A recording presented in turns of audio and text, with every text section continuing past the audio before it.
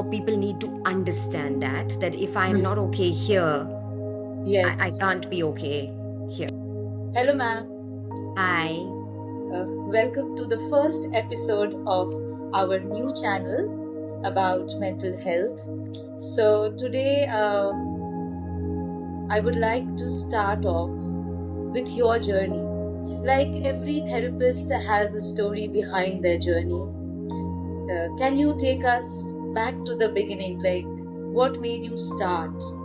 What led you into this field of work where a lot of dedication goes to the person coming visiting you? So thank you, Nandini, for asking me that, because I think it's important for everybody to know a little bit about me.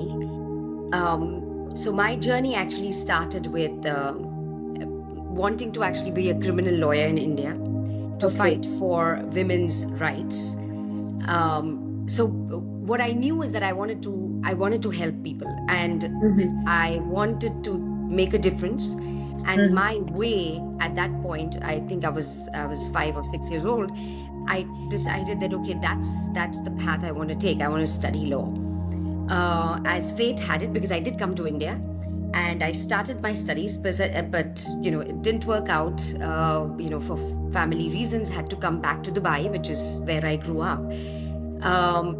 Went to the American college over there, took psychology actually as part of elective courses, because American studies are a little different no matter what you're doing. I was actually doing a degree in business, but I had to take some elective classes, took psychology, fell in love with it. I said, okay, now I have found my calling.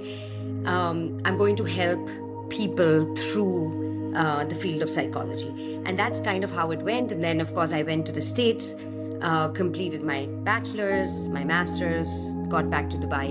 And that's how I got into the field. Okay. So that's pretty interesting. That drove you to serving Yes. mankind.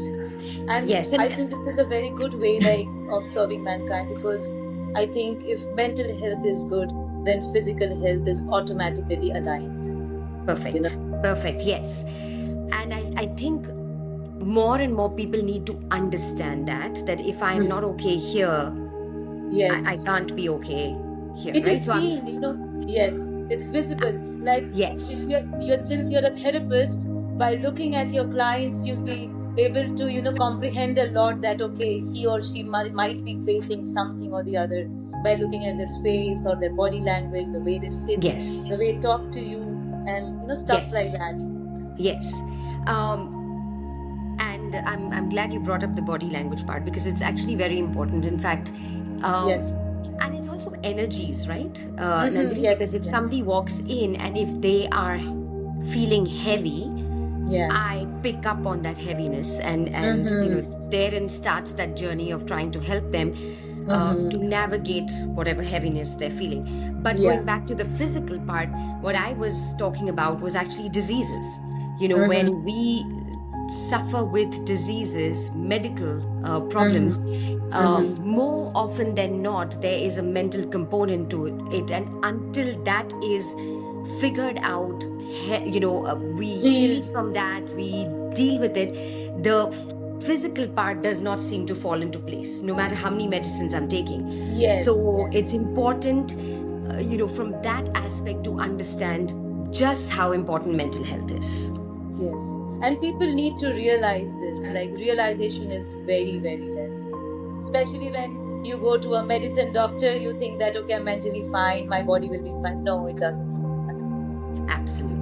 Absolutely. Okay, ma'am, the next question which I would like to give you is, now that you've been in this field for a while by now, so how has your understanding of mental health evolved? Like, when you started and now, what is the difference, like, then and now?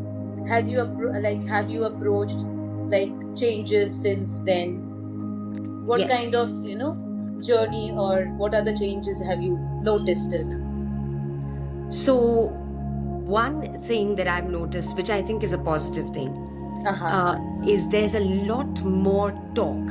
And I think social media has contributed to this. And there's a boon and a bane in that. However, talking about the positives of it, I think people are much more aware of mental health challenges now than they were even when I was in school, or when I was or before school, right? So I think the younger generation is very much empowered to Be to on. yes, and they want to understand if something is wrong. They want to understand why They why is this vocalize. happening, you see. So, and they're much more open. So I think in that way, people have become much more, at least the younger generation has become much more accepting. Now the problem is of access, right? So today, Yes. even if I understand that there might be a problem or there might be something going on, I don't necessarily know how to access, and because there's that stigma still, so that has not changed, right? No. So Yeah. even though there is a that generation that believes that, no, you know what, if there's something, I need to go and talk to someone, but there's still a generation above them that says, no, you're going to be okay, there's no Yeah. problem with that. So does that stigma is still maintained about people actually going to get help, and then being able to access, because that access is not that easy. Yeah. So I feel that again positively, I think more and more people are becoming aware of that I do need to take care of my mind as much as I'm taking care of my body. Yes, and I feel that the younger generation, due to social media, is getting hold of it, but parents still don't have that stigma. It is the parents who have to help them to reach out to the source from where they can get healed. Yes, So it is correct. the parents who has to, because when kids go and talk to the parents, they say, no, don't do this, don't say this, others will think this, others will think Yes. that. It is Yes. that others will. Yes. So Correct. And yes, then they're stopping their children. So what needs to happen is a societal shift, right? So that's why we are doing things like that, because Yes. there has to be I strongly believe that people the fear or the stigma comes from a place of ignorance. When I don't understand something, then I try to stay away from it, you see. Yeah. So there isn't a stigma about cancer, there isn't a stigma about diabetes, this thalassemia, all the diseases, right? All the Why? diseases. Because we understand it. We've talked about it, we understand it, and we can see a person. If a person is not feeling well, I can see it. If a person is depressed or anxious, but they look normal, so the fear is, okay, if I don't understand it, then forget it. It like I don't want to address it. By having these conversations, the hope is to make people more aware, so that that stigma comes down, or maybe eradicates someday. Yes, where people are more open to talk about mental health. Yes. I think the generations coming up, they will open up more, because now the parents, like, even they were taught not to speak up on this, so it's not their mistake either. Yeah, it's not their mistake either. Also, Nandini, I think there's a very big factor. When somebody is depressed or anxious, you see, traditionally it's seen as a weakness. Yes. Ut jaake kaam kar, right? Like that is the ठीक हो जाएगा. ठीक हो जाएगा. Like, what do you mean? What do you mean you cannot? Of course you can. Like, get up and start doing. Yes. So it's seen as a weakness, where so then if it's seen as a weakness, then it's better to shut it up, because nobody wants to feel vulnerable. Nobody wants to feel weak, right? So if we change that narrative, and we understand that, no, mental health is not a weakness, and reaching out for help is actually a strength. It's a sign of strength. Yes, and it comes from strength. It comes from courage. More people will then reach out and seek help. Yes. Definitely. Okay, the third question I would like to ask you. You've worked with so many people by now. So are there any tools, exercises, or any perspectives that you find yourself sharing often with your clients, and that has given an amazing positive effect on them? Okay, so there isn't one, you do realize Many. every client who comes in, Yes. comes in with a different need. But I'll tell you something, and more as I have grown in the field, I have understood that majority of the problem is people not being themselves, right? Like that true self, the authentic Mm-hmm. self, the ability to say no if I don't want to, right? Yes. And a lot of women are cultured to do that, right? We grow up being taught. We are taught to do that. Yes, we're taught to say yes to everything. We don't say no. Even if my body is aching, even if I'm not able to do something, I say yes to things because I don't want to hurt somebody's feelings. I don't want somebody to feel bad. I don't want somebody to think bad about me. So I think a lot of mental health issues come from the fact that I am not allowing myself to be true to myself. And a big part of the mental health journey is to get to that place where I can be my authentic self. I can be okay with somebody not liking me. I can be okay with somebody being a little upset as long as I'm being true to myself.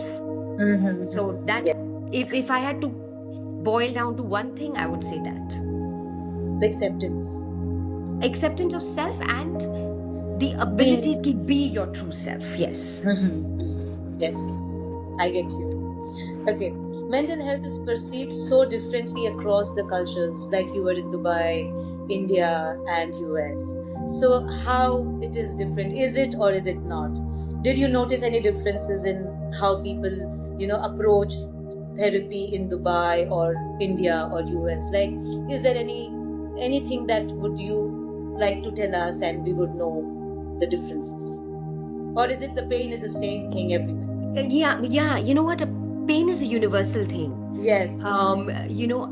And stigma is also a universal thing. Okay. I really believe, so when I was working in Dubai, I was, really predominantly working with the, Indians, Pakistanis, that South Asian, right? And I was also working with the Canadians and the Americans, and I think the stigma was equally over there as it is over here. So I live in Florida, in Miami, and Miami has a predominant Hispanic, so Spanish, population, and the stigma is also amongst them. So I feel like, I think it depends on the individual, and more than the individual, I think it depends on the family, as far as stigma is concerned. But I really, problem-wise, there's a universality to pain, because I don't think pain differs from whether it's an Indian, an Arab, a Canadian, an American. Everybody's going through the same thing. Yes. Pain is pain. Yes. It has no color. Correct. Yes. Okay, ma'am. A few questions. Like, can we do a very quick, rapid fire, sort of a thing? A book that changed how you think about mental health. There have been many books, but if I had to pin one, there is a recent book. It's called Unshrunk. And I think it highlights sort of the downside of especially the psychotropic medications that we use, and the traditional psychological therapies, and how they were really, they caused significant harm. So I think that that's very profound. I'm going to add one more book. Because it's by, and of course, in our episodes we will go through this, but there's a book called No Bad Parts. It's by Richard. Again? Yes, it's called No Bad Parts. Okay. And it's by Richard Schwartz, who is the founder of IFS. It's a treatment for trauma. But it's a brilliantly written book because for people who can't access therapy and who know that they're dealing with trauma, I think it's an excellent resource because he actually guides you through trying to heal yourself in that book. So I think that's a fabulous book. Oh, wow. It's lovely. Yes. Okay. One thing you do for yourself every single day. I take some time to meditate. I take Oh, some lovely. time for myself in silence. And listen, meditation means different things to different people, because Okay. I think when we use the word meditate, people get very anxious because they feel like, Yeah, "Arey, yes. but I cannot shut my mind. I cannot. Okay, but you don't have to. If Exactly. meditation means different things to different people. As long as you can take a little bit of time to self-reflect, that to me is meditation. So I take that time to reflect within myself as to what may have caused a certain reaction, where it's coming from, what I need to do to improve on myself. So I do that every day. Okay. After work, before work? It depends. Sometimes in the car when I'm driving to work. Okay, that's Yes. lovely. Okay. Okay. A quote or a mantra you come back to very often. I try to remind myself to always be okay with me, no matter what.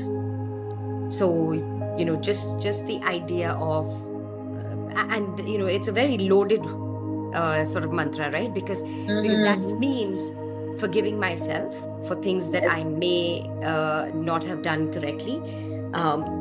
It means accepting that as a human being I might be flawed, but the permission to be myself through all of that. Oh wow, that's amazing. Okay, thank you, ma'am. Thank you so much for sharing your story, wisdom with us. I know this will stay with us and it will reach out to many, many people. And I think we need such talk. And it is nothing to be ashamed of. It's amazing and a very smarter move to address it rather than keeping it hidden and suffering. Absolutely. And I'm excited to get on this journey with you, Nandini, of dealing with, all the mental health disorders that we have over there, and how we can help people cope with them. Definitely, ma'am, definitely. See you again in the next episode. See ya. Yes. Bye. Bye.